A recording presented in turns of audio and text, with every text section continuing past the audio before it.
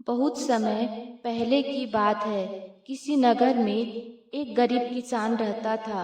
उसका एक युवा पुत्र था, लेकिन वह बहुत आलसी था। वह किसी भी कार्य को पूरा नहीं करता था। किसान अपने पुत्र की इन हरकतों से बहुत परेशान रहता था। उसका वह पुत्र कभी कुछ नहीं करता था। जब भी वह किसान अपने पुत्र से किसी भी कार्य को करने के लिए कहता, तो वह पुत्र बस यही कहता, क्या करूं, मेरा किसी काम में मन ही नहीं लगता, और जब मेरा मन ही नहीं लगता तो मैं किसी कार्य को कैसे पूरा करूं। एक दिन बहुत तंग आकर किसान ने अपने पुत्र को खेती में लगा दिया, लेकिन उस पुत्र ने अपने उन्हीं आदतों के वजह से सारी फसलों को खराब कर दिया। जब पिता को लगने लगा कि मेरा पुत्र खेती नहीं कर सकता, तो उन्होंने उसे सोनार के यहाँ नौकरी पर लगा दिया। लेकिन कुछ ही दिनों में उसे वहाँ से निकाल दिया गया, क्योंकि वह किसी भी कार्य को ढंग से नहीं कर पाता था। एक बार उसे राजा के दरबार में भी उसे अच्छी नौकरी मिल गई, लेकिन वह वहाँ भी सारे काम बिगाड़ दिया करता था। लेकिन उसे वहाँ से भी निकाल दिया गया। अपने पुत्र को अपने पुत्र के इन्हीं हरकतों के कारण वह किसान अत्यधिक परेशान रहने लगा। उसे कुछ समझ नहीं आ रहा था कि वह क्या करे। एक दिन वह किसान अपने सर पर हाथ रखकर बैठा था। तभी उसका पुत्र उसके पास वहां पर आता है। उस किसान ने अपने पुत्र को एक काम सौंपा। तब उसका पुत्र उस किसान से कहता है, मैं क्या करूं, मेरा मन किसी भी काम में नहीं लगता है। यदि मेरा मन किसी कार्य में लगने लग जाए तो मैं अवश्य ही उस कार्य को करने लगूंगा। इसलिए पहले मेरा मन का कोई उपाय कीजिए, जिससे मेरा मन सभी कार्यों में लगने लगे। यह सब सुनकर किसान और भी ज्यादा परेशान हो गया। उसे अब कोई भी रास्ता नजर नहीं आ रहा था। तभी उसे पास ही के एक व्यक्ति ने सलाह दी और कहा, तुम अपने पुत्र की शादी कर दो। जब उसके सर पर जिम्मेदारियां आएंगी तो वह खुद ही कार्य करने लग जाएगा, और फिर उसे यह कहने का कभी बहाना नहीं मिलेगा कि मेरा मन कभी भी किसी कार्य में लगता ही नहीं। उस किसान को उस व्यक्ति की बात जच गई। उस किसान ने अपने बेटे से कहा कि बेटे, अब तुम बड़े हो गए हो और अब तुम शादी के लायक भी हो चुके हो। मैं तुम्हारी शादी करवाना चाहता हूँ, लेकिन उसके लिए तुम्हें कुछ कार्य भी करना होगा, क्योंकि लड़की वाले जब मुझसे ये पूछेंगे कि तुम्हारा लड़का क्या काम करता है, तो मैं उन्हें क्या जवाब दूंगा। यह बात सुनकर वो लड़का अत्यधिक खुश हो जाता है, अत्यधिक प्रसन्न हो जाता है। उस लड़के ने कहा, पिताजी आप चिंता ना करें, मैं कल से ही कोई न कोई काम अवश्य पकड़ लूंगा। अगले ही दिन वह सुबह सुबह सुनार के पास चला गया और वहां पर जाकर उसे काम भी मिल गया। वो लड़का वहां पर जाकर पूरे मन और लगन के साथ कार्य करने लगा। इस बार वो लड़का अपना काम पूरे मन और लगन से कर रहा था। वह किसान भी अपने पुत्र को इस प्रकार कार्य करते हुए देख बहुत प्रसन्न था, बहुत खुश था। उस किसान ने अपने पुत्र के लिए लड़की ढूंढी और उसका विवाह बड़े ही धूमधाम से करवाया। शादी के कुछ दिनों बाद तक वह लड़का दुकान पर काम करता रहा। फिर अचानक उसने वहां से काम छोड़ दिया। फिर पिता ने उससे पूछा कि तुमने वहां काम क्यों छोड़ दिया? काम तो काफी अच्छा था और तुम मेहनत और लगन के साथ काम भी कर रहे, तो फिर तुमने काम क्यों छोड़ दिया? फिर वो लड़का अपने पिता से कहता है, क्या करूं पिताजी, मेरा मन तो उस काम में लग ही नहीं रहा था, तो फिर भला मैं उस काम को कैसे करता? वैसे भी आपने तो कहा था कि यदि मुझे शादी करनी है तो मुझे कुछ काम करना होगा, इसलिए मैं वहाँ पर काम कर रहा था। और अब तो मेरी शादी भी हो चुकी है। अब मैं वहाँ पर भला क्यों काम करूं, जब मेरा मन वहाँ पर लगता ही नहीं। अपने पुत्र की यह बात सुनकर किसान अंदर से पूरी तरह से टूट जाता है। उसे अब कोई रास्ता नजर नहीं आ रहा था। वह पहले ही अपने पुत्र की सारी जिम्मेदारियां संभाल रहा था, अब उसके ऊपर उसके बहू की भी जिम्मेदारी थी। वह किसान यह चाहता था कि मरने से पहले उसका पुत्र कुछ बन जाए, कुछ ऐसा कार्य करने लगे जिससे उसका भविष्य सुधर जाए। लेकिन किसान का पुत्र तो केवल एक ही रट में लगा था कि उसका मन किसी भी कार्य में लगता ही नहीं। तो फिर वह क्या करे? किसान अत्यधिक परेशान था, चिंतित था। उसने अपना यह दुख अपने एक मित्र को बताया। उस मित्र ने उस किसान की सारी बातें सुनी और बताया कि मित्र, यदि तुम अपनी सारी समस्याओं का समाधान चाहते हो तो पास ही के जंगल में एक गुरु रहते हैं, तुम उनके पास जाओ। वो तुम्हारी इस समस्या का समाधान अवश्य करेंगे।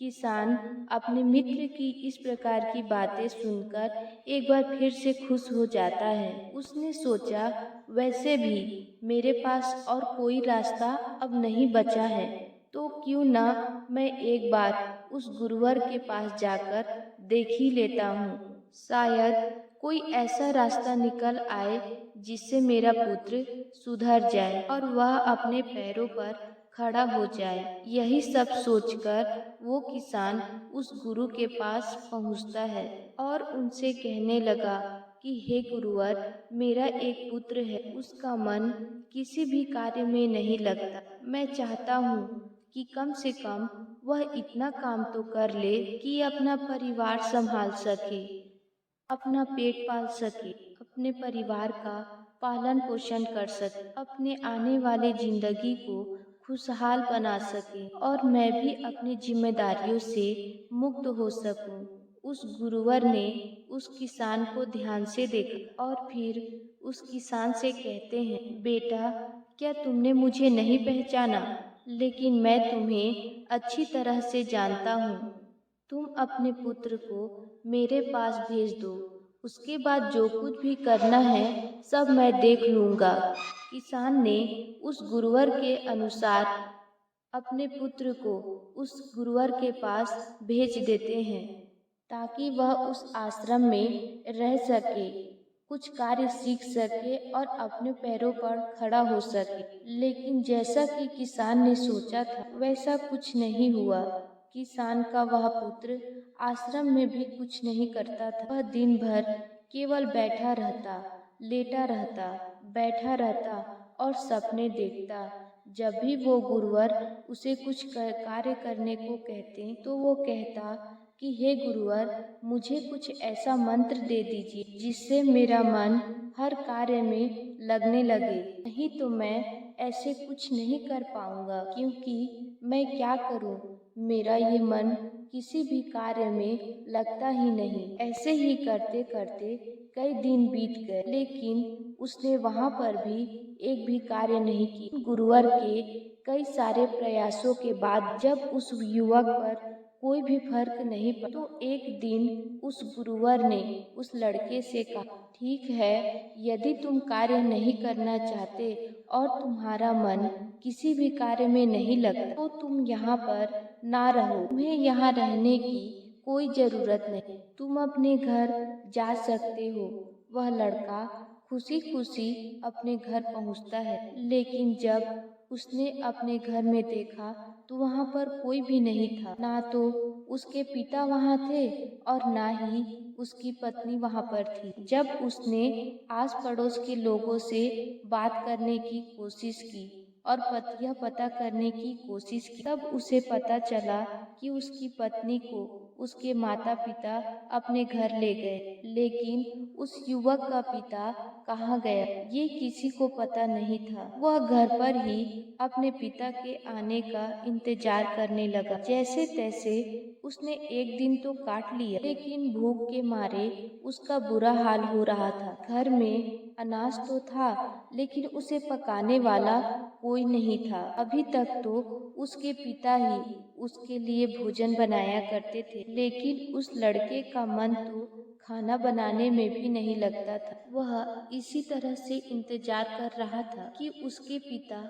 आएंगे और उसके लिए भोजन बनाएंगे, तब वह उस भोजन को चाव से खाएगा। तब वह इसी इंतजार में बैठा, लेकिन अगले दिन भी जब उसके पिता शाम तक नहीं लौट, तब वह परेशान हो गया। भूख के मारे उसका बुरा हाल हो गया। अब उसकी भूख उससे बर्दाश्त नहीं हो रही। वह उठा और उसने खुद ही भोजन पकाया। कच्ची पकी जो भी रोटियां वो बना सकता था वह उसने बना ली। जैसा भोजन वो बना सकता था उसने बना ली। हालांकि भोजन में कोई स्वाद नहीं, फिर भी भूख के मारे उसने वही भोजन खाया, क्योंकि उसे जोरों की भूख लगी थी। उसने सोचा, यदि ऐसे ही चलता रहा तो मैं अपना पेट कैसे भरूंगा? ऐसे तो काम नहीं चल सकता और मुझे रोज रोज खाना तो पकाना ही पड़ेगा, और ये अच्छी बात नहीं। वो उठा और तुरंत ही अपनी पत्नी के घर चला गया। वहां जाकर वह उसे वापस चलने के लिए कहने लगा, लेकिन उसकी पत्नी ने कहा, नहीं, मैं वापस नहीं जाऊं जब तक कि तुम्हारे पिताजी वापस नहीं आ जाए। काफी मिन्नतों और काफी प्रयासों के बाद जब उसकी पत्नी ने घर आने से मना कर दिया, तब वह निराश होकर अपने घर की ओर लौट आया। वह अपने उन गुरुवर के पास पहुंचा और उन गुरुओं से कहने लगा कि हे गुरु, मेरे पिताजी कहाँ चले गए? किसी को कुछ नहीं पता, कोई बता भी नहीं रहा है कि वो कहाँ गए हैं। मैं बहुत परेशान हूँ कि वो आखिर गए तो गए कहाँ। तभी वो गुरु उस लड़के से कहते हैं कि बेटा, मैं जानता हूँ कि तुम्हारे पिता कहाँ हैं, लेकिन मैं तुम्हें अभी नहीं बता सकती। लेकिन अगर तुम काम में मन लगाओ और जब तुम कोई कार्य अच्छी तरह से करने लग जाओगे तो शायद तुम्हारे पिता वापस लौट आए। इतना सुनकर वह वापस अपने घर की ओर लौट गया। उसे अब समझ नहीं आ रहा था कि वह अब क्या करे। वह जब भी किसी से कार्य मांगता तो कोई भी उसे काम नहीं दे, क्योंकि उसे हर कोई जानता था कि ये लड़का कोई कार्य नहीं करता है और कामों को बीच में छोड़कर ही भाग जाता है। इसीलिए किसी ने भी उसे काम नहीं दिया और उसके घर में भी रखा हुआ भोजन धीरे धीरे समाप्त होने लगा। कुछ दिन तो ऐसे ही बीत, लेकिन उसे कोई कार्य नहीं मिला। एक दिन उसने अपने घर में अपने पिता का हल देखा और उसने सोचा कि अब वह खेती करे। उसने हल उठाया और अपने खेत में पहुंच गया। उसने अपना खेत एक ही दिन में पूरा जोत दिया। खेत में उसने बीज भी डाल दिए और कुछ ही दिनों बाद उस खेत में फसल भी लहलहाने लगी। हालांकि ये उस युवक की पहली फसल थी। यह उतनी अच्छी भी नहीं हुई थी, लेकिन उस फसल को वह युवक देखकर अत्यंत प्रसन्न था, क्योंकि उसने पहली बार मेहनत की थी और मेहनत करके अनाज उगाया था। उस फसल को काटकर उस युवक ने गांव में बेच दिया। उस युवक ने गांव में बेच दिया और उससे कुछ धन कमाया और उसी धन से उसने अपने खेतों में अगली फसल लगा। लेकिन अब की बार उस युवक की फसल बहुत अच्छी हुई और यह सब देखकर वह लड़का बहुत प्रसन्न था। तभी एक दिन वो गुरु उस लड़के के पास और उस लड़के से कहने लगे और उससे कहा, क्या हुआ पुत्र,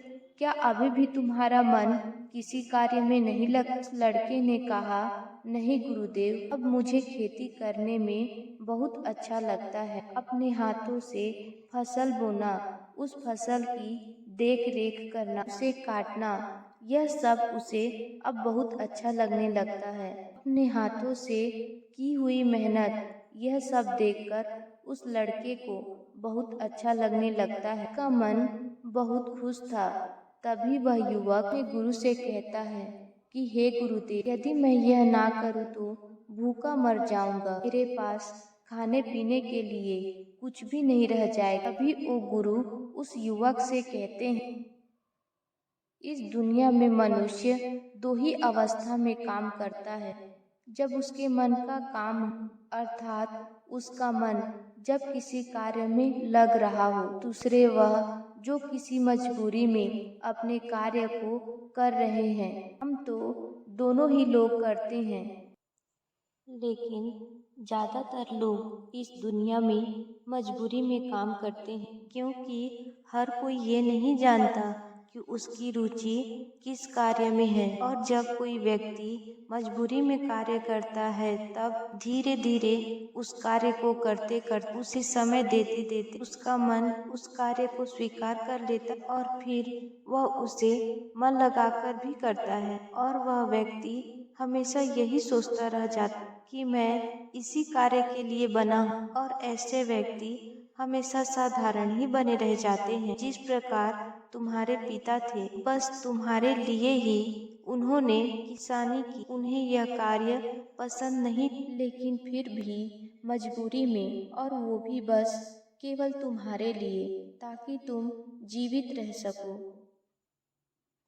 तुम्हारा पेट भर सके, तुम्हारे जीवन में किसी भी तरह की कोई कमी न रह जाए। उन्होंने इसी कार्य से तुम्हारे हर एक जरूरत को पूरा किया और तुम्हारा ध्यान रखा। इतना कहकर वह गुरु उस व्यक्ति से फिर से कहते हैं, बेटा, आज तुम घर पर ही रहना, आज तुम्हारे लिए एक बहुत ही खास दिन है। इतना कहकर वो गुरुवर वहाँ से चले गए। वह लड़का भी वापस घर की ओर लौट आया, और जैसा कि उस गुरु ने उस लड़के से कहा था, वह शाम तक अपने घर पर ही था। तभी उसने देखा कि एक घुड़सवार उसकी ओर तेजी से चला आ रहा है, और वह घुड़सवार उसके घर के सामने आके रुक गया। घोड़े से उतरकर वह उसके सामने आया, जो कि एक योद्धा के रूप में था। तभी वह लड़का उस योद्धा से कहता है, कहिए मालिक, मैं आपकी क्या सेवा कर सकता हूँ। अभी उस योद्धा ने